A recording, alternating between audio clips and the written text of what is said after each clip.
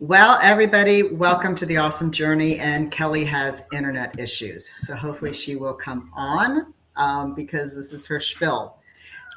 We have Jess and Ben Owen and Chris What's up? Hennessy with us. This is going to be an interesting talk because bear with me, I'm doing my technical stuff too. Anyway, there we go. We're going to talk about something we've been talking about, trafficking, which is a conversation people don't like to talk about. Now we're going to talk about the wonderful world of fentanyl, but it's not a wonderful world. People die from it. And these people that are dying from it are children, people that we love, because it just blows me away. I grew up in the 70s and 80s. I was in the bar industry in the 80s, so you can imagine how my party life was. It's not like it was anymore. So I'm going to, as I said, Kelly's got internet issues. We know how that works. And I'm going to, Jess and Ben, if people do know you, but share a little bit of the life that you guys lived in the trap houses, because the three of you all have seen hell darker than people could even imagine. Yeah, absolutely. Yet there was a light that kept on getting you out, even though you'd go back, come there. Chris, had his own journey and he'll share that. But yeah, go on, share a little bit about this, about Flanders Fields, We Fight Monsters, the t-shirts, everything that you all do to get this shit off the street, especially where you're from. And you live in Georgia. Explain that you go back and forth. All right. So the interesting part, Jess and I ended up homeless and addicted on the streets of South Memphis. We could spend 12 podcast hours talking about how that came to be. We've got totally different backgrounds. Oh my goodness, there's Kelly with a clear connection. I love it. What? Oh my God. Oh, no, she froze. No, she's back. Okay. So leading up to our addiction, I was a serial entrepreneur for years. I ended up with a prescribed opiate habit for an old Army injury that progressed to prescribed opiates that weren't prescribed to me, that progressed to a heroin addiction. Almost 10 years ago exactly, I got arrested for a whole bunch of stuff. They charged me with like 14 felonies. Which was ridiculous because I was just an addict that had guns in my possession legally. We could go down that rabbit hole, but there's no point. I was put onto the drug court program where I was court ordered into Narcotics Anonymous, which is where I met Jess. I had an idyllic childhood, perfect upbringing. There was no logical reason for me to end up addicted to heroin and in jail and court ordered into Narcotics Anonymous. Jess had a completely different childhood than I did. If you hear her story, yeah, it makes perfect sense. She ended up addicted to heroin, right? Like there was no other path for her to take. But the disease of addiction does not discriminate. So we ended up in the exact same spot. Like I said, I was court ordered into NA. I was not ready to get clean. And so the next 5 years it was a lot of up and down. A lot of I'm trying to get sober, or Jess is trying to get sober. But the long story short, we both ended up relapsing, and things got real bad in 2018, like real bad, to the point that we lost our house, we lost our kids. I don't even know how many times I lost my freedom before it was over with. But we ended up living in a trap house in South Memphis. Starting on January 5th of 2019. And this was not the first time I was homeless in South Memphis, but this was the first time Jess was on the streets out there. Can you explain for those people that, they see movies, they see them, listen to the media, a trap house? Yes, so a trap house, a trap is something designed to keep you from escaping. And I don't know if that's why it's called a trap house, but it fits. A trap house is a dope house. It's a house where narcotics and women are bought and sold. And we had spent so much money at that point in time that we were pretty much welcomed with open arms when we lost everything. And we just moved into the trap in South Memphis. And I mean, life out there, you used the term hell earlier, and there's not a better word for it. During the 5 years I spent in and out of South Memphis, that's what I referred to it as, was hell. It was absolutely living hell. You're stuck in this life you don't want, you don't know how to get out of. There's no hope. You know, everybody that had any faith in you whatsoever has left. The light has left.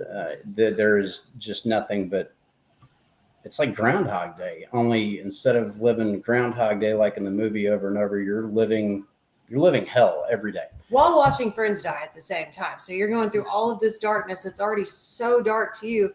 And then on top of that, you have just multiple people dying all around you, people that we've considered friends and family. And a lot of them were like prostitutes. A lot of them were just criminals. But at the same time, we were kind of just all family because we were all alike at that point. I was never a prostitute, but, you know, we would have prostitutes that, you know, if we had spent our last $5 on like a tiny rock of crack, the prostitutes would make sure that our kids were fed, because we did have a 2-year-old that was out there with us half the time.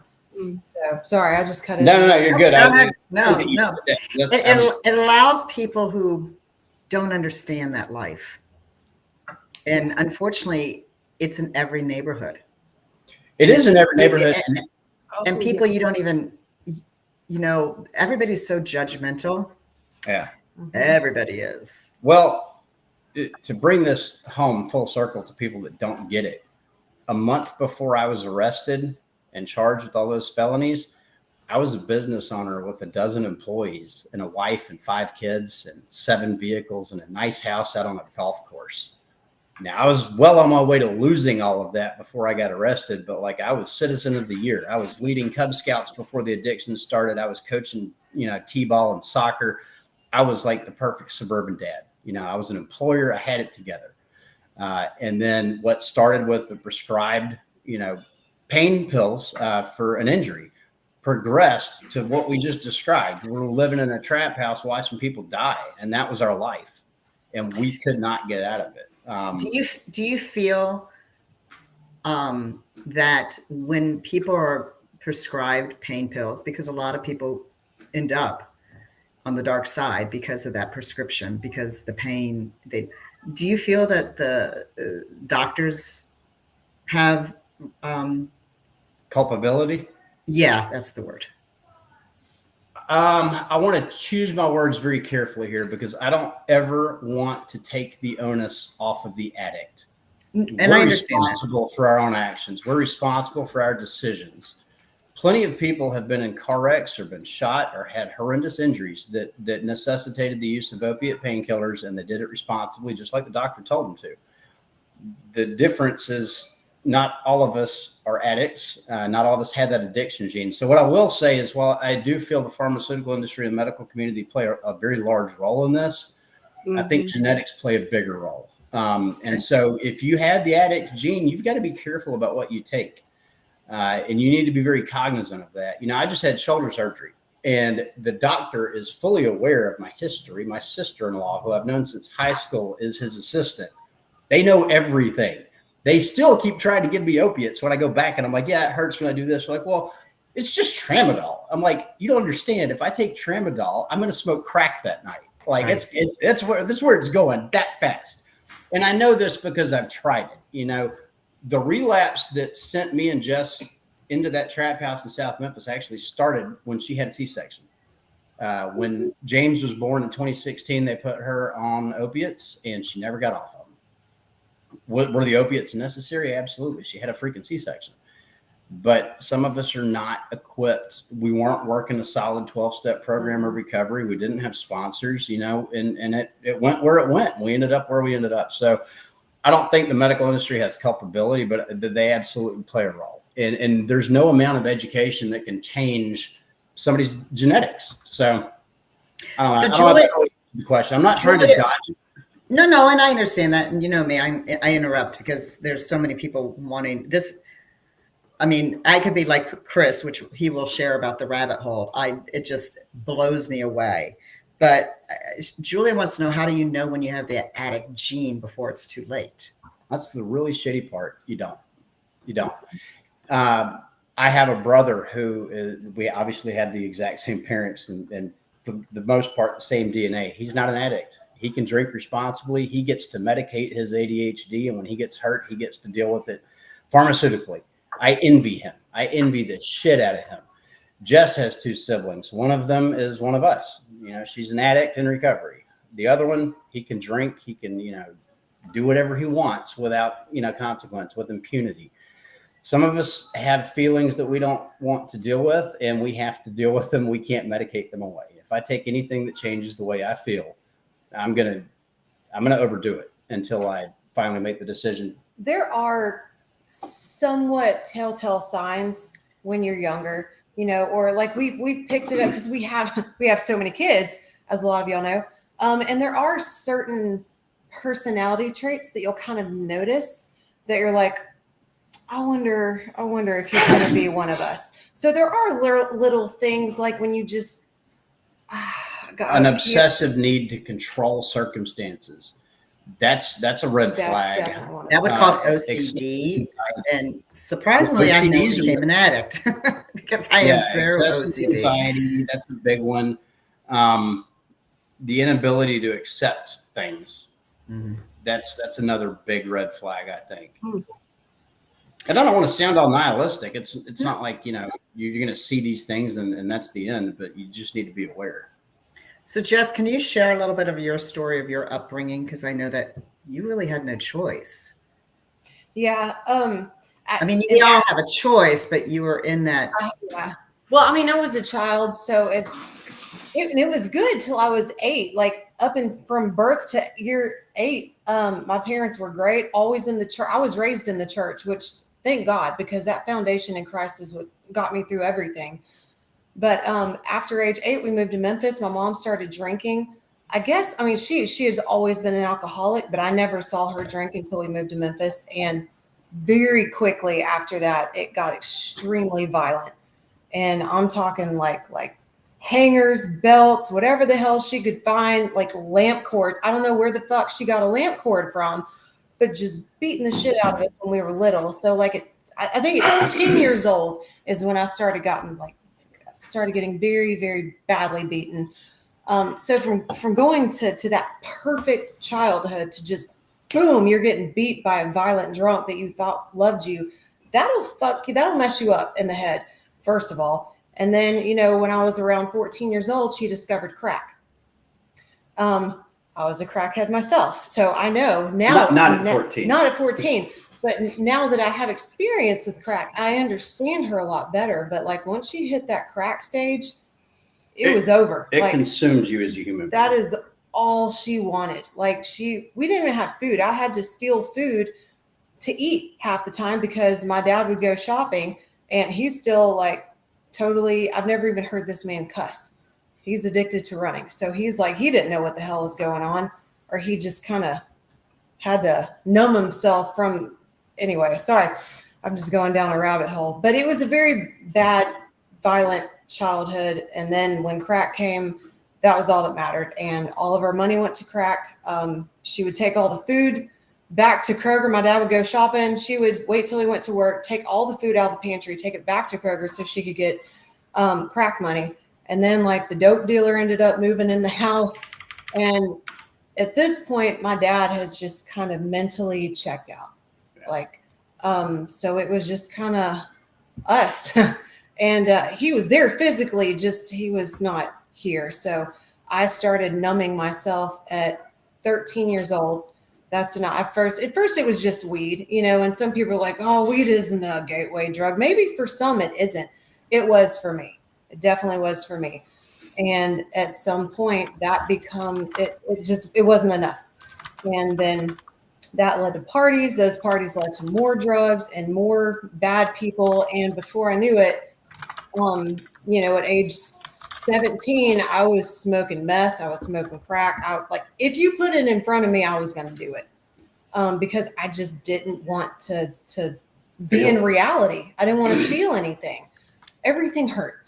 Well, and our parents, especially at that age, are the ones that are supposed to protect us. Yeah. Are supposed to love us. And I mean, with me, I didn't not, mine was school. I got kicked out of school and stuff like that, but I did my share of my drugs and as a teenager and everything. But mine was at 13 because I started battling the depression at 8 years old. When your family isn't there to protect you and trust you, what do you do at that age? I mean, you do. Mhm. However, at 62, I can sit back and say, and you all being parents can probably say the same thing. There's no book to be a parent. Yeah. There's just, and our journey, this awesome journey, it tends to get hit with a lot of shit. Yeah, it's hard being a parent. And we're going through that. It's not as bad now, but we did have a child that actually the one child we thought was going to do like the greatest in life. And we found out that he was smoking weed and that he was bringing it into the house. And I was like, no, I'm an addict. You can't do that. Doing that. You can't do that. I'm going to relapse. And we freaked out and he ended up moving out. But we're okay now. I don't even know if he's still smoking weed. And again, I mean, it could be so much worse because he's just smoking weed at his age. I was doing God knows what at that age. Oh, me too. So it could have been, it could be a lot worse. And I'm very grateful for that. But you're absolutely right. There is no book on how to deal with that. And then especially he had good parents, that actually raised him the way he was supposed to. I did it. And I'm still learning. I learned from Ben. I grew up with his kids because when I met Ben, I had been high since I was 13. I wasn't grown. I hadn't matured. Right. He still has to check me on shit and be like, you can't say that. And It's okay to think it. You can't say that out Why loud. not? Why not? So, Chris, I'm so bummed because Kelly wanted to be on this, but as I said, it's Yeah, sort of I know like it. hurricane when Jay was on I had the Hurricane Ian coming on. Tell us how tell us your story of how, and then we'll go into the Raven is here. The Raven is Yeah, the here. Raven is here. And Yep, then we'll yep. go back to Flanders and we fight monsters. Yep. So like Ben, I grew up in a really good home. I mean, I grew up in a strong Christian home, and like Jess, thankfully, I had that foundation. My parents got saved when I was like 4. I didn't start messing up until I was 24. So I had a 20-year solid foundation of good, loving Christian parents. I started doing meth, and that led to, and I didn't even do it that long, 3 or 4 years. But when you're doing drugs, you do stupid stuff too. So I ended up going to prison. I did 8.5 years, almost 8.5 years in prison, and I got out in 2016. Can you explain why you ended up going to prison? Yeah, I mean, it was just all drug related stuff, doing dumb stuff, and you get caught and you have drugs on you and you end up with a possession case, along with all kinds of other, it's just crazy, the stuff you do because you're not thinking straight, right? Fast forward, I got out in 2016, fast forward to March of this year, and my brother was in Phoenix, Arizona working. He was laying fiber optic cable and he died from fentanyl overdose. He bought an Adderall from someone and it had fentanyl in it, and it had something else called parafluorofentanyl in it that is being manufactured in China and coming in through Mexico. Surprise, surprise. And there's no pharmaceutical use for it whatsoever. It's not being prescribed for anything. It's more potent than fentanyl. And I don't remember how many times more potent it is, but literally what you can pick up on the end of a pencil is a lethal dose of it. Mm-hmm. So they're mixing this stuff into, prescription drugs, into pills. They're mixing it into coke and meth and heroin and everything else. They're making it into brightly colored pills to appeal to younger users. Just anything they can do to get it into people's bodies. And I'll let y'all draw your own conclusions on why. I have my own conclusions on why, but I I don't want to get kicked off of social media. Why? So I'm going to keep them to myself. Like Because Ben it's said, a it's okay to billion-dollar think. company. It's a business. For the, All you I'm know. going to say is follow the money and find out Yeah. why it's coming in, Yep. and Yep. why it's being allowed in so freely. Yep. So during all that, or right before Eric died, Ben and Jess had been on your show, on this show, and I was like, how the heck did you get them on the show, man? I've been trying to get a hold of them for months. And so y'all introduced us. Ben and Jess were the first guests after Eric died. So it was just like really timely that they were on the show. And then Eric died. You know, we got to talking with Ben and Jess, became friends with them. And I was sitting here texting my sister one day. This was on a Wednesday.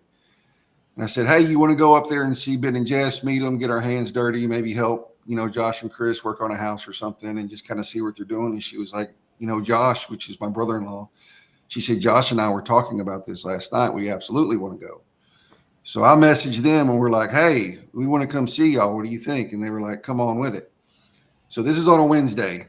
By Monday, we knew that it was not just a trip up there to go see what they were doing and a missions trip, if you want to call it that. It was a recon mission to figure out the hows, the whats, the why. Well, we know the whys, but the hows and the whats and the ins and outs to bring it back here to Jacksonville and replicate it. And that's how the Raven is here. Unfortunately, that's what's going to be happening. You guys are, you know, Ben and Jess are the beginning of showing, hey, there's every town has it. It doesn't matter what the town is, what the city is. I mean, he's in Phoenix. The stuff's there. It's coming over the borders. We already know that. Yes, we can go on that rabbit hole Thursday. Like we don't want to talk about last Thursday.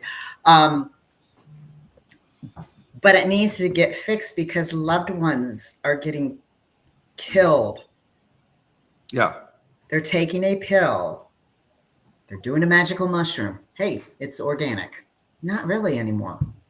And you don't know what you don't know when you take it. So your brother took Adderall is taking it for his own reasons. And Adderall, everybody, from what I hear, everybody takes Adderall. It's a prescription drug. And it was bought like he was not taking it because he has ADHD. He was taking it to get spun for sure. Oh, okay. But I had a friend tell me a story about, it was somebody in the medical field. He was a dentist or something, I think. And he had prescribed one of his patients some Vicodin and he filled the script in-house. Bro had got the pills off the street and that stuff had fentanyl in it and it killed his patient. So this is the kind of stuff it's doing. It's not just the heroin junkie with a needle in the arm or a crack addict smoking crack.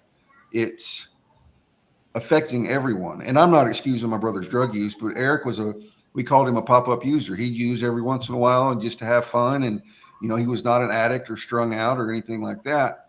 But he bought an Adderall to have a good time and ended up dead behind it. And he had a good job, a good paying job, 3 kids, 11 and younger, and a baby mama. You know, I mean, they were split up, but I mean, from the outside looking in, you wouldn't ever guess that he was doing drugs. Well, and I don't know if y'all know. Go ahead, Cal. Yes. Let me try. Okay. Yeah. So the whole thing with fentanyl that's so mind blowing to me, because after all of this, of course, many of the conversations that we've had, but particularly since your brother, Chris, that I've been looking into things and certain data, no shock to those of you who listen that I looked into data. It's astonishing, like how much the movement of fentanyl has increased. In the last 4 years in Arizona alone, it went from like 0 seizures in 2019 to 2022. It was up to 1.4 million seizures of fentanyl. So that's not even saying how much is getting across and how many kids are being killed by it because they just need to touch it and it will absorb or that was my understanding and part of it, because I think 2020 or 2021, there was 33 kids under the age of 3 that were killed in Arizona alone from fentanyl. And it was generally from folks that weren't knowing they were taking fentanyl. They were just buying the Adderall or the what have you off the street for a good time, or teenagers who were doing teenage stuff. But isn't there a machine down at the borders that are crushing them before they come over the border? Did I miss something? Did I? You like that, Ben? Yeah, we work with Homeland Security investigations and Customs and Border Control pretty frequently, and they lament that they'll send us news of a big seizure or something, and I thank them profusely because it makes our lives easier. But they lament that on a good day, they stop 10% of what's actually coming across. Most days it's about 5% of what comes across. And they've had single seizures that contained enough fent to kill the entire population of our country. Yeah. So we're not going to stop the flow. I hate to say that. No. We're not. And that's what's so depressing about this. 5 years ago when Jess and I got clean, we were talking before the show started, fent had made its entry into South Memphis. It was not coming across the border at that point, at least not to supply where we were. It was getting stolen from pain management clinics. The dope boys would have a girl get a job there and they would steal it. Right. And that would go on until they got caught. And then, but that was then, fent was getting mixed into the heroin supply then to stretch it, to make it go farther. Today, I don't remember the last time I've seen heroin. We're out there where the dope's getting sold all the time. There is no heroin in Memphis anymore. And I think it's probably the same everywhere. It's all fentanyl. And I'll tell you, you mentioned accidental exposure. That definitely is a thing, and people die from that. But it's not just accidental exposure, and it's not just addicts dying. I can tell you right now of at least 3 murders that we know of in South Memphis in the last 6 months where fentanyl was used to kill somebody intentionally. And it doesn't get written up as a homicide. It's a drug overdose. What? Of course, Getting away with it. And that's now, granted, these aren't, fine, upstanding, law-abiding citizens that are getting killed. Okay. But street beef is getting settled by giving somebody a hot shot or putting some fent in somebody's drink. And there is no recourse. There is no murder investigation. It's just chalked up to, well, it was junkie and they did dope and now they're dead.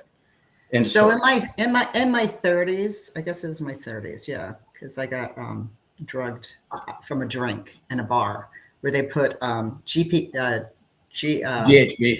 Gamma hydroxybutyrol. Yeah. Mm-hmm. So, and I was drugged, but luckily I was around a whole bunch of people. And anyway, this is what scares me, that this stuff, people are going to go to, these young girls, young men, whatever. The drugs it's a different level now than it was in the 80s, early 90s, that this stuff doesn't just pass you out and then you get attacked or whatever. This shit kills you. Yeah, you go into respiratory depression and that's the end. Unless somebody's got Narcan handy, and we've heard of cases where it took 11, 14 doses of Narcan to bring somebody back. I mean, it's, usually EMTs give up long before they get to 10, right. Which is sad. That means there's a lot of people dead right now that didn't have to be. They could have kept going with them. So props off to any EMTs out there who kept hitting somebody with that Narcan, because eventually it helps. Then you've got, stuff like xylazine hitting the streets now. I mean, fentanyl doesn't even touch that. It's just weird. What is that? It's a horse tranquilizer. Yeah, it's a vet tranquilizer. Equine tranquilizer, but it's getting mixed into the dope supply now too. People will always do anything they can to change the way they feel. Certain people, I'm one of them, of course. So trying to attack the supply side, man, I'm not in law enforcement, and I'm certainly not capable of controlling a border. So I'm not even going to comment on all of that. It can help. A lot can be done to change it. Let's put it that way, right? We're very focused on the human side of this, the addict side, and trying to control what we can. Because if you cut demand down, guess what? Chris, you mentioned follow the money earlier. That's the whole thing's a money game. Narco trafficking is one of the most profitable industries in the world. There's a reason that there are cartel bosses on the Forbes list today. And I'm not joking. There are No. billionaire cartel bosses. Their only income is from trafficking narcotics. And they're some of the richest people in the world today. It's a money game. So if you attack the demand side, guess what? There's less incentive for that supply side. And so from my perspective as a businessman and as an addict in recovery, I'm going to focus on the demand side because I know I can make a difference there because I proved it. I mean, we've unequivocally proven that. So, Chris, you're heading to Memphis to get bylaws, to understand the whole setup. You've set up your nonprofit. And tell me about, you're working with your sister and brother-in-law. How's this been for you? Because going back to Kevin Donaldson, when Mike killed himself, and we're not fine. None of us are fine. We go through the emotions. Some of us do. Some of us will just go down to that rabbit hole and not want to feel the pain. How's this after your brother died? Because you're a close-knit family, and deciding this is what I'm going to do. This is a fight that I'm ready to fight. It's been a wild ride, man. It's only been, let's see, Eric died in March. This was probably probably April or May when we decided we were going to do this. And it wasn't like we decided. It was just like we knew this is what we had to do. This is what God was calling us to do. Mm-hmm. And it's stories like hearing somebody reached out to us, somebody here in Jacksonville, her sister was in Louisiana, died of a fentanyl overdose with a needle still in her arm and Narcan in her lap. That's how fast this stuff worked. It wasn't like she didn't even have a chance to hit herself with the Narcan. Hearing stories like that and just knowing that, hearing other people talk about the homeless population in Jacksonville that I had no idea. This stuff is killing people, man, and it's ruining lives. And, we copied the saying from Ben and Jess. They have shirts that say fentanyl is terrorism and wristbands that say that. And I asked them, like, can we use that phrase on our merch? Our designs are different, but they're similar. But that's why we have a shirt that's fixing to come out that says lace up, strap up, we're going to war. Hashtag fentanyl is terrorism. Love it. Because I hate the whole reason why you're doing it, but I like the words. No, I do too. Like it's, I've done ministry since I got out. I've done prison ministry. I haven't in a few years, but people talk about the fentanyl epidemic. They talk about it, but they don't realize, or maybe they don't want to realize that it's happening right under their nose. Yeah. And talk is cheap, man. Like if you're going to talk about it, then do something about it. Whether it's giving $10 a month to someone to support it, if that's all you can afford, or volunteering, or like something. Like don't just talk about it. Yeah, we say that a lot too because everybody's a critic, right? Everybody has something to say, but it's like then do something. You don't even if you can't write a check, give your time. Yeah, I mean, there's something you can do. But even if you can't give the time and you can't share posts, let everybody pray. Viral. Ben knows that viral is huge. Yeah, so if you can't afford it, because we know how the economy is, and if you don't have the time and you're not in the area to volunteer or whatever, or it's just not your thing, which is fine, connect with these three or all of us and viral their post. Mm-hmm. Yeah, amen. Yep, for sure. Yep, because eventually the work that we're all collectively doing is going to get in front of somebody who has the money to change the dynamic. Yeah, that's right. And I think you never know who someone's connected to, man. They may see, like you said, they may share a post that they're connected to a millionaire that lost someone for fentanyl and doesn't know what to do. Now all of a sudden they're funding you. Yep. Totally. And I want to bring something up too. And I know Ben and Jess have shared about it, but y'all were talking about, y'all were watching people actually die in these trap houses.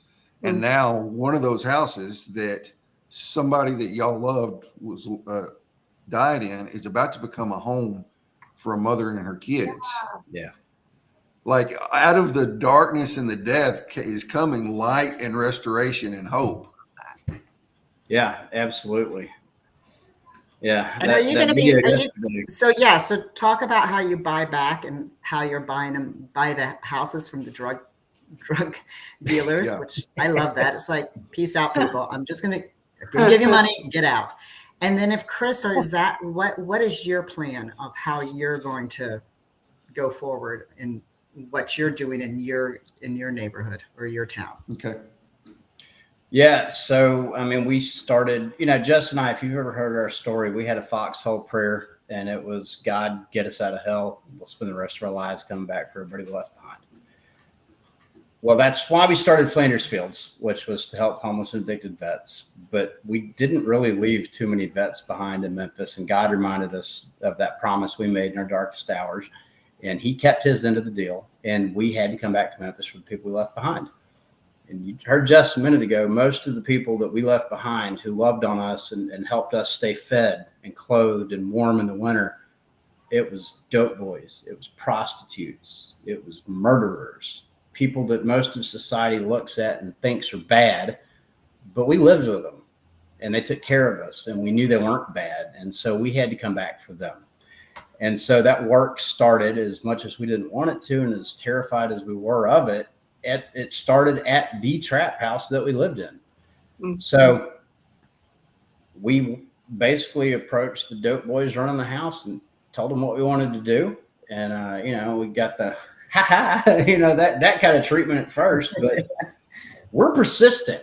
And, if you followed me for the last 20 years, when I set my mind to something, I'm like a dog with a bone. I'm very stubborn. That's why I stayed with her after she stabbed me. Right. So, I'm just playing. She did stab me, but I deserved it. You did. So we were persistent and we stayed on it. And, over time, the dope boy that ended up arranging things for us, I mean, we helped some members of his family get off the streets. We helped some people he loved get better and become productive members of society and show up for their kids. And dope boy or not, he's human. And that meant something to him. And so he essentially facilitated us shutting down his dope house, taking food off of his table. And we bought the house from the legal owner, and we shut it down. I mean, I'm skipping over a lot of details here because I don't want to screw up what we do, right? Well, they can also go back to our past shows on our YouTube. Yeah, exactly. And then we replicated that out. We went to the next block, and all of this has started on streets that we bled on, that we watched people die on. Where we pumped a lot of money into that dope economy. So part of this is like our living amends. We owe it to that community to make it better. And these same streets where all of these horrible things happen, you can drive down them today and there's kids playing outside. There's puppies, like it's amazing to watch. But the cool part is like what we did is replicable, right? Mm-hmm. I almost feel like we cheated in the way that we were able to start right where we knew all the bad guys, but we've replicated it out in areas where we don't necessarily know the bad guys, but they know of us. They know what we're there to do. We're not there to send people to jail. We're not there to shoot people. Right. We're there to meet needs. We are there to shut down the trafficking of narcotics and human beings. We want to see that put to an end. But to do that, and to do that without getting shot in the back of the head, you've got to provide some alternative means of income to the people who are profiting from that trafficking. You also have to get the victims of that trafficking, the addicts and the prostitutes, you have to get them to a point where they're willing to do something different. And there's some finesse involved in helping people find rock bottom. There's a sufficient level of suffering they have to hit. So you can't just be out there making life comfortable for them. Mm-hmm. But sometimes you do have to make life comfortable so they trust you. It's weird. There's a dichotomy there, but it's a dance. It's a very carefully crafted dance. We don't always get it right. But this is a law of averages kind of thing, right? You want to see it moving in a good direction consistently, even though you have some dips and jumps and all that. I guess the takeaway is we're shutting down the dope houses. We're helping dope boys start legitimate businesses. Let's be honest. It does not surprise anyone that a drug dealer is a good entrepreneur. Okay. Mhm. So we're helping. As long as they're not using their stuff. Well, that's not a good dope boy. That's an addict, right? That's a junkie. Yeah. Just like me. And so we got to get those guys help. But you start introducing some economic stability at the same time you're getting recovery into these streets. And a beautiful thing happens. Everybody falls in love with what you're doing. You will always have naysayers. You will always have some of the bad guys that don't want you to do what you're doing. But over time, the faces change. And there's a really cool story that I don't think we're quite ready to tell yet about a guy who tried to burn down one of our houses. And That'll be in your book. we need to make sure. I'm not sure it's, but the guy's a convicted murderer. I mean, and we were concerned for a while that I might be his next victim, but we didn't back down. And today that guy is on our team. He's helping us. And that happened organically. It happened by not backing down and helping a lot of people that were very important to him. I mean, he might be watching this right now, but he's. So Brandy made a point over here, and I pulled the chat over, and I'm not sure she's paired with somebody over on Facebook. It says, give you money to get out. Aren't you supposed to be helping, not hurting others? I'm confused how you're not helping other junkies like you were yourself. I guess I'm confused. I think that's what you are doing. I don't miss the something? question. I don't understand the message. I don't either. Yeah. Okay, it's just as long as I'm not the only one that was a little confused. I think maybe she came in the back end. I think she came in late. I'm not right. This is what they are doing. They are helping everybody because they've been there. Yeah. Well, maybe she heard the part where we were kind of, I guess, giving money to some of them, even though just to get that trust. But the whole thing is, and at the end of the day, on top of everything, and we're all human. God created us to want connection. Mm-hmm. Like inside of us all, we want that social connection. We all want to be wanted. We all wanted to be loved. And junkie, not junkie, drug addict, murderer, whoever you are, you want some kind of connection. So in order to do what we do, sometimes you need to go buy them a pack of cigarettes. Sometimes, sometimes you have to give something just to get that level of trust, just so they can know, okay, they do see me as human. Mm-hmm. So, I mean, there has been a point a few times where I knew that my money was not going to a good place, but I knew the person in front of me needed to feel like a human. They needed to feel loved when the whole world is shunning them away and not even looking at them because they look like shit.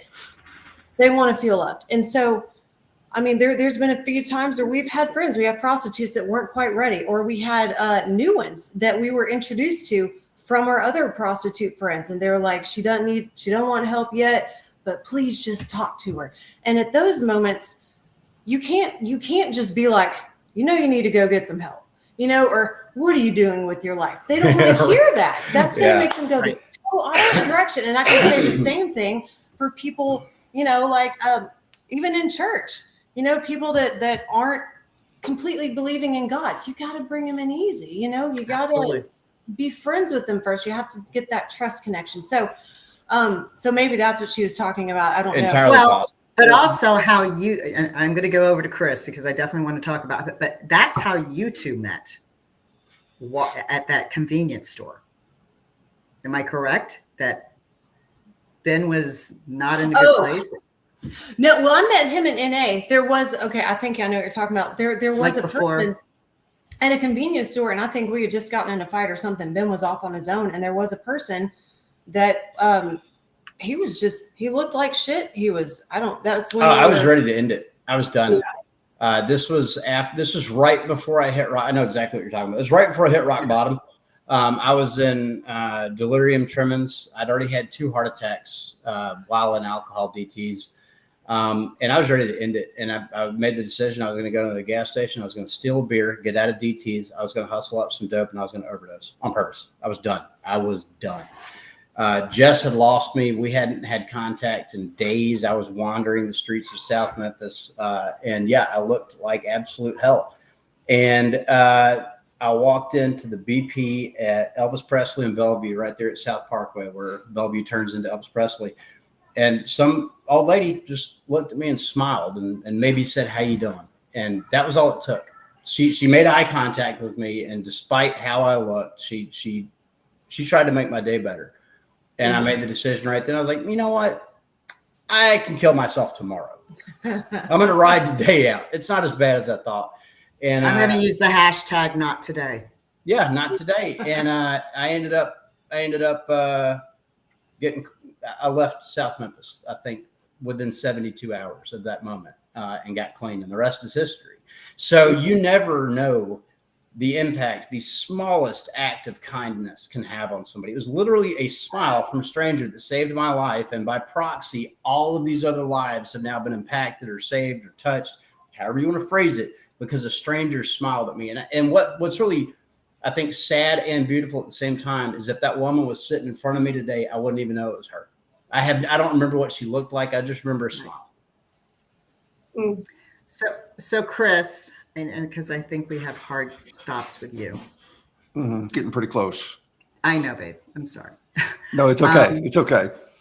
Tell us what's your next plan and what's your blueprint that you're looking at after you visit them in Memphis. What are you going to do? Okay. Before I do that, I want to touch on what Jennifer Pocock said a few minutes ago. She said, sometimes you don't choose the fight chooses you. Don't, whatever she said. I can't scroll the comments because I don't have admin. I'll do it. The fight chooses you. Yeah, the fight chooses you. Like, we absolutely did not have a choice in this at all. And it's stretching me. It's making me uncomfortable. It's causing me to do things and spend time doing things when I'd rather be sitting at the house watching TV with my dogs. But at the same time, there's a passion there that's pushing me forward. So it's just this weird dynamic. But so, I haven't been in the game since 2008. I don't know anybody in any of the dope houses or trap houses here in Jacksonville. I don't have the rapport. I don't have any of that. And so I don't know exactly how that part is going to work, but we're going to start with the homeless people. And we're going to love on them and take them cigarettes and monsters and food and whatever else. And even my pastor, that just goes to show you, and my pastor, he's an old meth head too. He's been to prison 4 times, but he said, Ben and Jess were right. Like, you need to take them folks some cigarettes. So we're just going to love on them and meet them where they're at. And I feel like God is going to, he's going to open the doors. Somebody from the State Department of Health and Human Services reached out to us that works with a lot of trafficking survivors. They reached out to us after we'd only had the Raven page up for like a week, maybe. They reached out to us on the Raven Facebook page wanting to meet with us. So the day after we get back from Memphis, we're going to have lunch with her. And God's going to kind of steer it. Like, we're just going to start with the homeless people because that's the only place I know to start. Where are you? Where is Jackson? Where is that in Texas? Where are you close to? It's in East Texas, 30 miles south of Tyler. Okay. 2 hours southeast of Dallas. Okay. And then 2 hours directly west of Shreveport, Louisiana. Okay. Which is That kind of just really nice helps. because tobacco is a whole lot cheaper in Louisiana than it is here because they don't have the taxes. So, like, literally in an hour and a half, hour and 15 minutes, I can drive across the border and go get cigarettes. So we're gonna do that. How can people help you? You don't have your website up, but I do know you have some great swag. I do. I did post your Facebook page on my post. Thank you. But how can we help you start getting the Raven is here, like we fight monsters in Flanders? Right now, we're working off a GoFundMe, so I do have a GoFundMe link. And if you want to buy a shirt, we have a link for that. We only have one design now. It's fine. Going to be hard for us to sell anything because I set it up through Bonfire. It's a fundraising site. It's going to be hard for us to really start doing the merch stuff until we get the site up and running. So we have one design for the Raven is here. That and the GoFundMe is what we're working off right now. Okay, well, just give us the links and we'll blow them up. Okay. Somebody Okay. just said, it's off of somebody's LinkedIn. Chris, Yeah, I I'm in don't know who Memphis that for the is. next day. If I can help, please let me know. Yep. Oops. I don't know who that is. I can't see who it is either, but if they get on my LinkedIn connections and hit Josh Sneed up, get you plugged in. Yep. 'Cause we'll be in Memphis next week.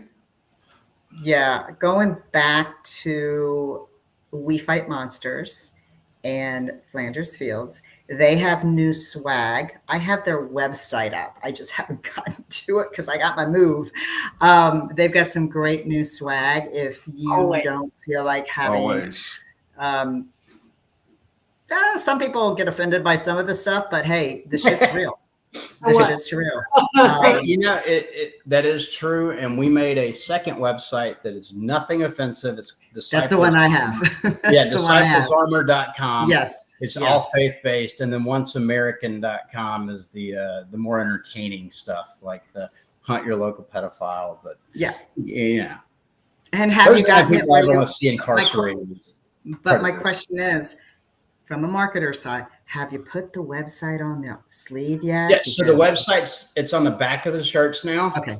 But not the old designs. And the reason is because I can't, we don't have any paid staff. It's just us. And so I can't go back and edit all that.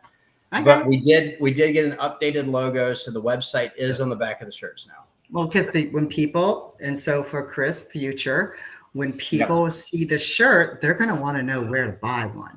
Yes. And even if you've got a hat with a little bit of the website on the back, you know. Yeah, it's all about the marketing and getting people to know. If we had done that from day one. Yeah, well, we learn. I mean, come on, Kelly and I've been throwing this out for what, 1.5 years now? Yep. Yep. So Kelly is on now, and I'm going to give my girl her show back. Of all shows, I was like, seriously, this is right here. And you're right. We've got him coming back in the beginning of September when we come back. Yeah. Yes. So definitely. I mean, this is one I really do want to follow because we of course when we first had y'all on, Ben and Jess, we talked about how there's many cities across this country that need this in their cities. And now we're actually watching it unfold of how it can be replicated. So this will be a cool thing to continue to share and people to learn from and get them involved in other ways. So I think it's just so awesome to see this happen. I dislike very much how it had to happen or how it got to be.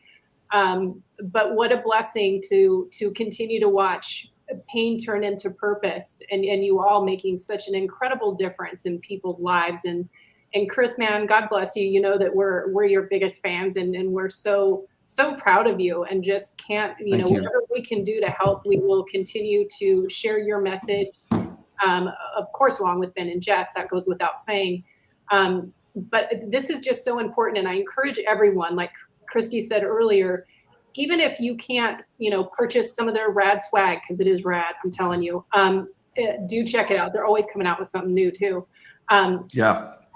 Just share with your network, particularly everybody on LinkedIn, because guess what? Some corporation will see this that has funding and they're looking at their gifting for next year.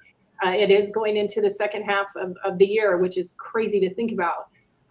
So you can do something. Everybody can do something. You can at least share this message and share what they're doing, share the mission, because that's what we need. We all need to come together to help each other. And I think that's the beauty of all of this, is it is just about community and supporting one another.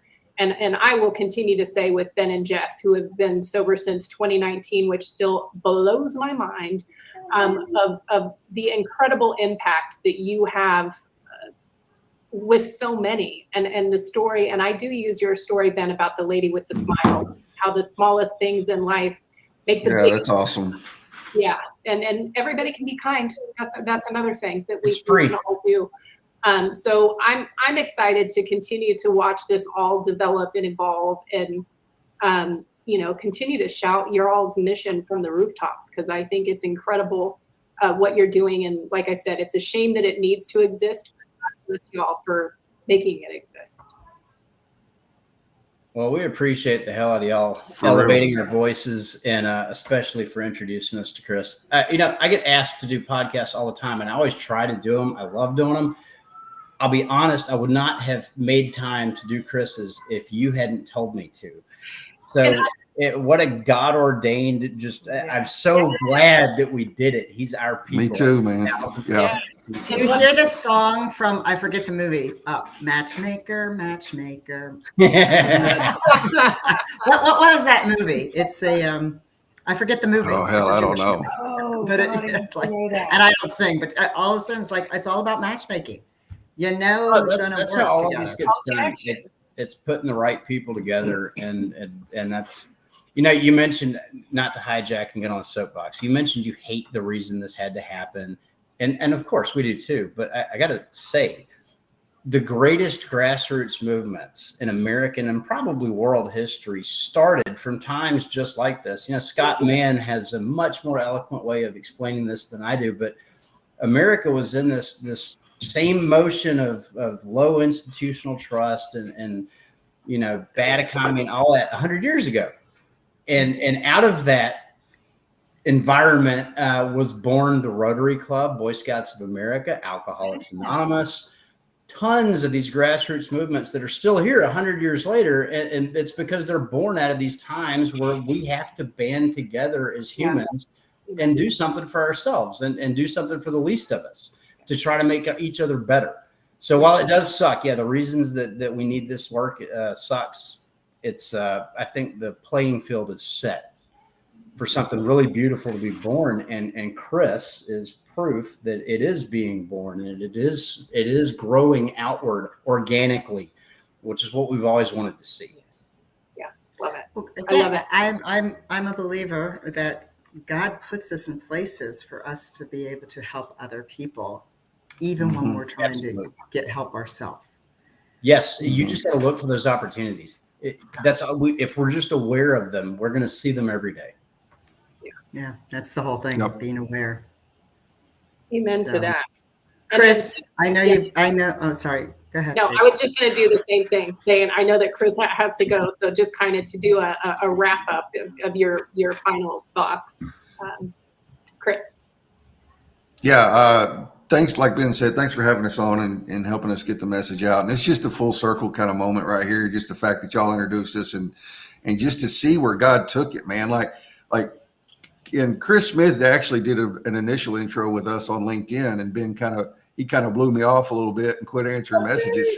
But he did it for y'all, and he did it at the exact right time, because I was booked out a little bit, and it took us a couple of months to get it on the books, and then Eric died, and then just the exact moment, like it was 2 weeks later, I think, whenever y'all were on the show, and it's just a full God moment right here. God's timing over God's ours, timing. always. Yes. Yep, always. That timing, it's never our time. Trust Never. me. Never. No. So my whole thought process, and Kelly and I are usually aligned, because I'm moving, coming back in September and going into the fall, I would love to get Chris on with the three of you, because each one of you all have a story that I've never, we haven't, Kelly hasn't seen that dark side. We've had our own dark side, but we haven't seen where people look down at you. Well, I have at church, but anyway, they look down at you like you're a drug addict. There's something wrong with you. I'm not going to smile to you. I'm not going to give you the time. Yeah. And how God said, not today. Not today. Amen. Yep. I love that. I did. It's honestly, it is Christy and I, that's another one of those things, a God moment of how it all worked out, of how that came to be. And the not today is just such an impactful thing to both of us, and it applies to everyone, because we've all had those days where, you know, maybe not as bad as some, but where we have those days of like, I don't want to do this anymore. And I use Chris Smith as the example of, and I love, you know, I feel like I go to church every time I hear him talk. Yeah, right. He gets up and he battles the devil every morning in the mirror and tells him, you're not going to win today. I am, you know, not today. Yeah. And it's such a beautiful anthem for all of us to remember to ourselves and then to each other, and just to be more kind, because that drug addict that is on the street or wherever is someone's son, daughter, brother, sister, what have you. And it's just had a series of events that led them there, and have some compassion and empathy. It's not like they said, hey, I can't wait to grow up and be a heroin addict. Right. Yeah. And I think that's such a part to change of how, that's another thing we can all do, is just have some more empathy and compassion for one another, for goodness sakes, and then understand there is a journey and a story to that person that led them to that dark place. And they need help. For sure. I love that, Ben, you know, I think the last time that y'all were on, that you made the comment about you all get so many props for having the handout to help people. And you're like, but I'm not the hero, so don't be thanking me. The hero is the one that reaches back up and grabs that hand. Yeah, dude, it's very easy to stand up here and hold a hand out. The hard part is reaching out, grabbing it, and not letting go. Amen. Oh gosh. And understand that your story, and my banner says it all, the scriptures and everything, your story is going to help somebody else. Yeah. Our story is to dance with our skeletons, because Jesus died for our sins. And because of that, we had to go through, you all, Kelly and I, we've all got a story, and you should never be embarrassed by it, because it's an experience that somebody else is going through, and you sharing it allows other people to say, hey, they can relate. I'm not alone. Yep, absolutely. This can go on and on and on. I know. But I know Chris has a hard stop, and I am blessed by all of you all. I am so blessed to even call you guys my friends. And you we know, feel we're the same here for about you. y'all. Yep. Yeah. Thank y'all so much. Yes. And we would love to come. You guys. We would love to come back on with Chris Smith too. I think the four of us on here, dude, I bet we'd have a blast. Yes. Yeah. Hey, did you? I know Chris Smith in real life. I know, and I've been reminded him he might make it down to Memphis next week. He better. He better. I hope so. And you do know that driving from Phoenix to Memphis is easier than driving from Florida to Memphis. Just saying. Really? Yeah. I think so. Yeah, I think so. I don't believe that's accurate. I don't have to go through Texas. No. You know what? I'm thinking of Georgia to Tampa. Yeah, it might be. Yeah, I'm not. Right. Yeah, I'm not going to Georgia. No. Going to Arizona. I'm thinking Kelly and I. Y'all need to come. Please come. Please come. Yes. Oh, Ben, it is happening. I put that out in the universe a while back, and it's like, it's so going to happen. And I'm so looking forward to seeing you guys have to do some live streams or I know you'll do some videos or something. Yeah, y'all, by the way, I'm going to throw this out there. I'm going live every night that we're there. On Saturday night, I'm going live with Jade Rogers to tell her story. I don't know who all's going live with us the other nights, but I will be live at some point every night while we're there. And that will be on LinkedIn and Facebook? LinkedIn, Facebook, YouTube. Beautiful. Can't wait. Yep. Love it. Okay. Oh, you guys. Right, incredible. All the links that we talked about today, to everyone who listened in, we will include them in the comments as well as the post promos. This is the quietest hour I've ever had. And I'm super bummed. So I love you all so much. And it was just an honor and a privilege to have you all three here with us. We just love you to bits. I mean, and are just, Likewise. again, so blessed. All you friends. And, we're here to do whatever we can to help amplify. Okay, Chris has got to go. It's like he's doing like the PP dance right now. Well, yeah, people are starting to walk in. You're fixing to get a lot of background noise. Yes. All right, y'all. Thank you, guys.